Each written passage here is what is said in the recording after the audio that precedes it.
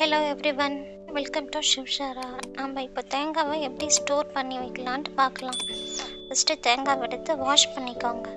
Wash பண்ணிவிட்டு அந்த மேலே குடிமையை எடுத்துட்டு இந்த 3 கன்று இருக்கும் இல்லையா, அதில் எதுலையா ஒரு ஹோல் போட்டு ஏதாவது ரூசி வச்சு ஹோல் போட்டு அந்த தண்ணியை எடுத்து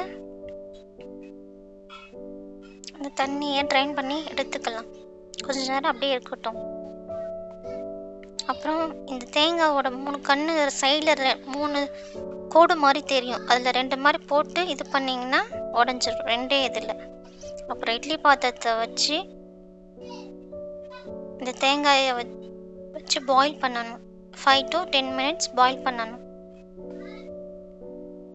பாயில் ஆகிடுச்சு. இப்போ நைஃபை வச்சு இந்த ஓரத்தில் நம்ம தேங்காய் கீணுவோம்ல, அது மாதிரி லைட்டாக இங்கே இது பண்ணிங்கனாவே லைட்டாக பண்ணாவே வந்துடும். அப்புறம் வந்துச்சா, லைட்டாக பண்ணாவே வந்துடும். அதே மாதிரி இன்னொன்று இது மாதிரி பண்ணிங்கன்னா லைட்டாக இது பண்ணாவே வந்துடும்.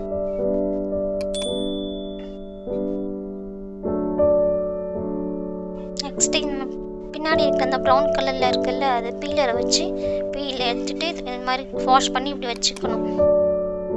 இன்னொரு அந்த வாஷ் பண்ணி வச்சதை இந்த கிரேட்டரால் கேரட் சீவோம்ல, அது மாதிரி சீவி இப்படி வச்சு கண்டெய்னர்னால ஸ்டோர் பண்ணி வச்சுக்கலாம்.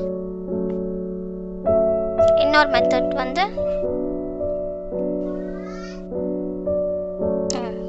இந்த மாதிரி தேங்காவை கட் பண்ணி சின்ன சின்ன ஸ்மால் பீசஸாக கட் பண்ணி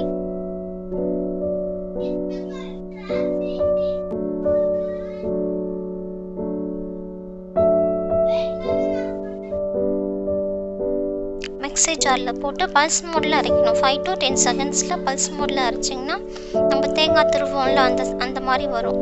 அந்த மாதிரி வந்து இதில் மாதிரி வரும். அது மாதிரி இருந்துச்சுன்னா எடுத்து போட்டு வச்சுக்கலாம். தேங்க்யூ ஃபார் வாட்சிங்.